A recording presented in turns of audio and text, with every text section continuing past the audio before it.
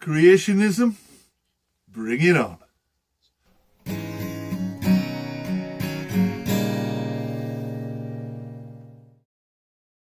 Some people wouldn't recognise reality if it walked up and bit them on the backside. This little video really shouldn't be necessary in 2019, but unfortunately it is. Despite the vast advances in our understanding of the natural world over the last 3,000 years, some people are far more interested in the ignorant assumptions of the Bronze Age than in the evidence-based knowledge of today.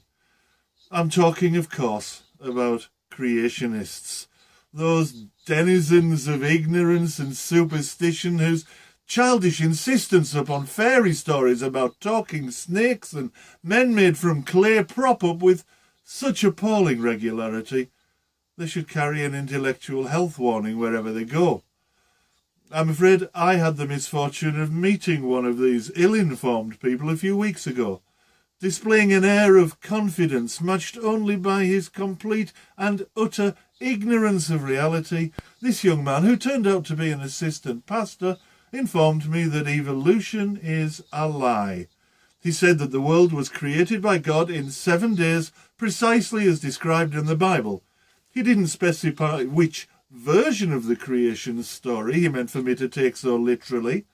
There are 2 conflicting versions in Genesis, one in chapter 1 and another in chapter 2. Nor did he offer any explanation for why Bronze Age nomads might understand more than modern researchers beyond a vague assumption that God told them. Twice, and in conflicting ways, apparently.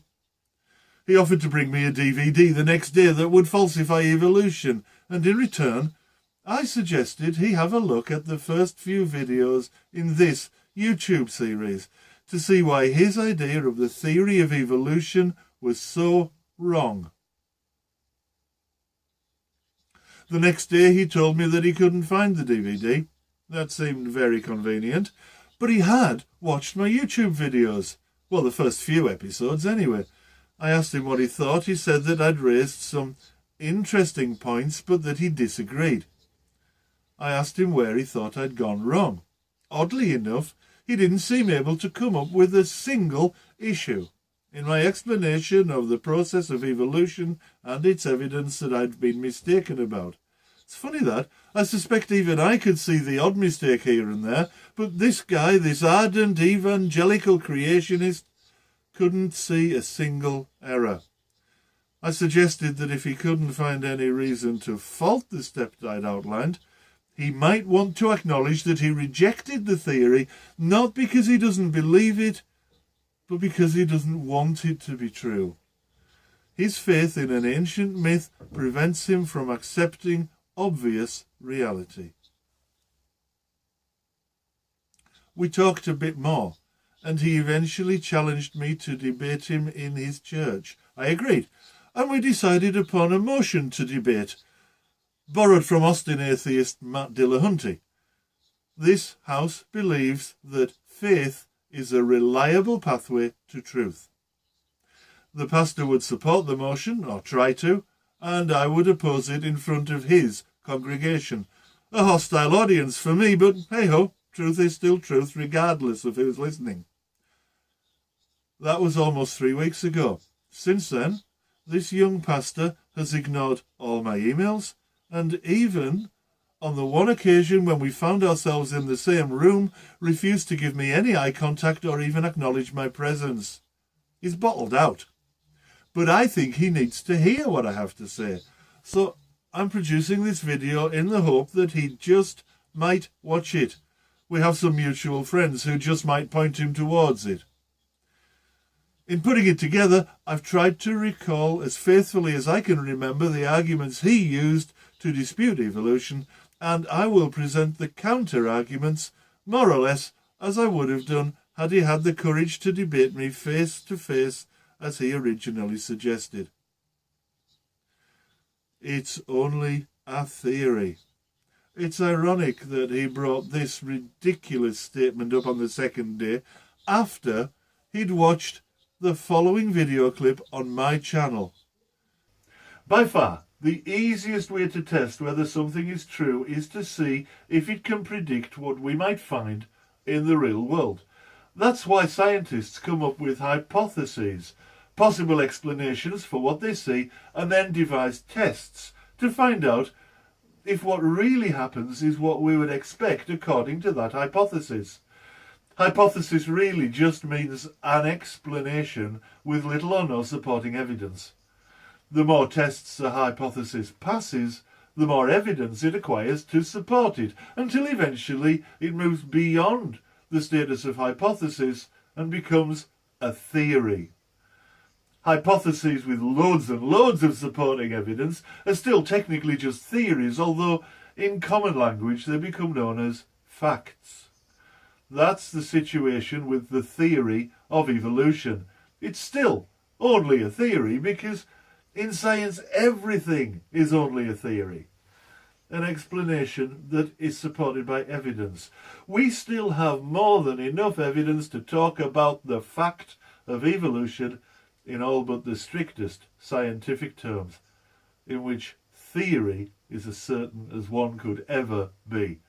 That's because if it wasn't true, evolution would be ridiculously easy to falsify. You see, evidence is the thing. That and the lack of sought-after falsification. That's how we know what we know. And also why we don't have to base our beliefs on the origin myths of a handful of Middle Eastern desert nomads who lived several thousand years ago and knew nothing more about genuine scientific inquiry than their Egyptian counterparts who still worshipped Osiris and Ra. Do we think he might not have been paying attention? Were you there? This asinine question is as pointless as it's tiresome. No, I wasn't there at the beginning of life. Were you there when God made Adam? It's equally irrelevant for both sides of the argument.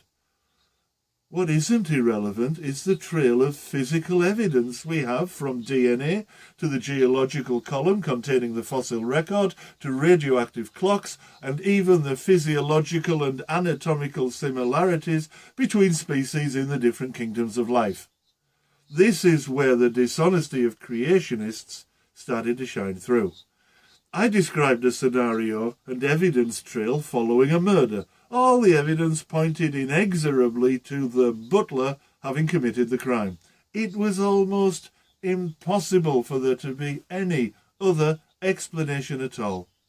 So I asked him if he thought it likely that the butler might have committed the murder, and he replied, "I don't know, because I wasn't there." This is not the way he'd reason in any other context. Only his faith in God makes him talk like such a buffoon. Have you prayed with an open heart? Well, actually, yes. I was a Christian for almost 10 years, a fundamentalist at that. I prayed so much, I'd imagine that had God existed, he'd have become heartily sick and tired of my endless ramblings.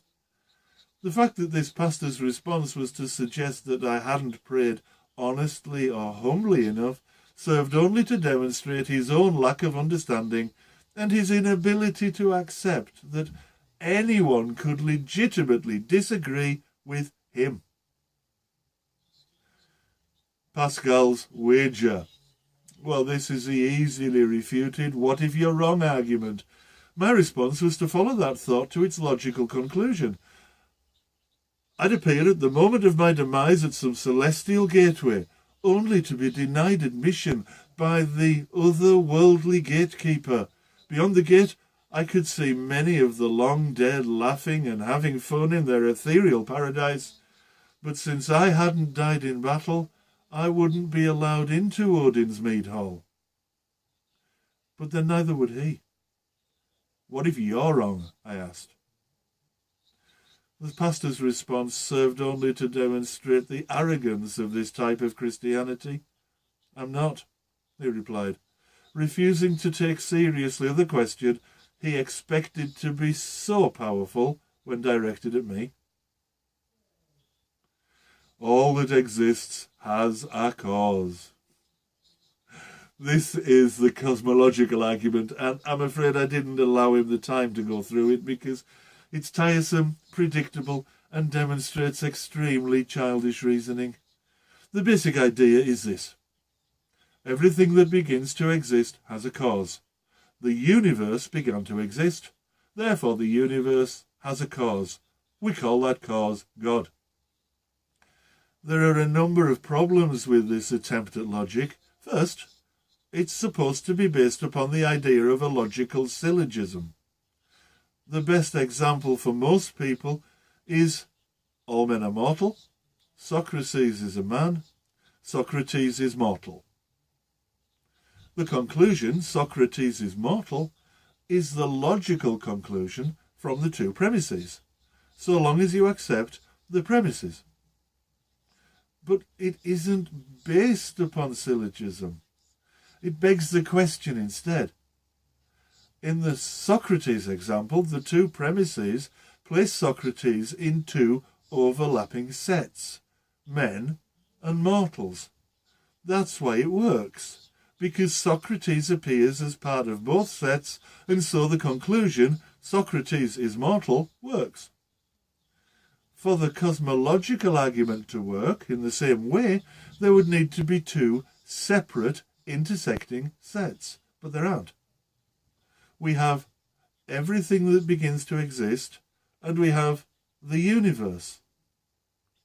Instead, the universe is everything that begins to exist. It's simply the same set given a different label. Do you know of anything in the universe that didn't begin to exist? When the cosmological argument goes on to suggest that there's something that didn't begin to exist that caused the universe to begin to exist, it's not only failing to follow logically from the two premises, it's also showing the deception for what it is. Just a statement. Everything except God began to exist. Well, that's a claim, not a syllogism. There isn't an ounce of logic supporting this claim, and there isn't any reason to suppose that the cause, if indeed there is one, is the God of Abraham. It might just as easily be the flying spaghetti monster, the aboriginal serpent, Odin hanging on the Yggdrasil, or a tin of baked beans magically catapulted into our dimension from an alternate universe. The cosmological argument pretends to use logic to make its point, but actually it's just an unsupported claim followed by the argument from ignorance fallacy. I don't know what the cause actually was, so I'm going to pretend it's God. Look at nature. It's perfect for us. The late Douglas Adams wrote about a puddle that became conscious and took note of its surroundings. It noticed that the space it occupied and the road was a perfect fit for it. Its waters filled every little nook and cranny, every crevice and crack, an exact fit for the shape of the puddle that filled it. The puddle concluded that the space it occupied must have been created for it, exactly matching its needs and specifications as part of some divine plan, but that was exactly backwards. As anyone can easily see, the hole wasn't designed for the puddle.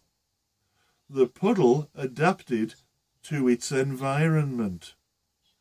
Evolution shows how we humans have adapted to our environment. Not perfectly, as you'd expect from creation, but precariously. There are vast areas of the planet we can't survive on. Even that is as nothing when compared to the vastness of space and the many other inhospitable planets we know of, but have no hope of reaching, let alone surviving on anytime soon, if ever. This environment was not designed for us. We adapted because that's how natural selection works. Those of our ancestors who failed to adapt didn't survive. You have to have faith.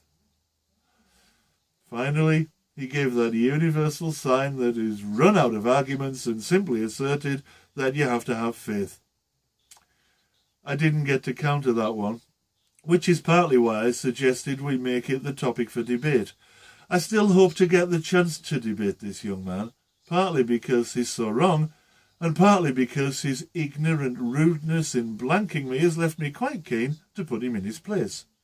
That might not be the most noble of reasons, and it certainly doesn't fit with my ongoing aspirations to emulate the sages of Stoicism, but at least it's human.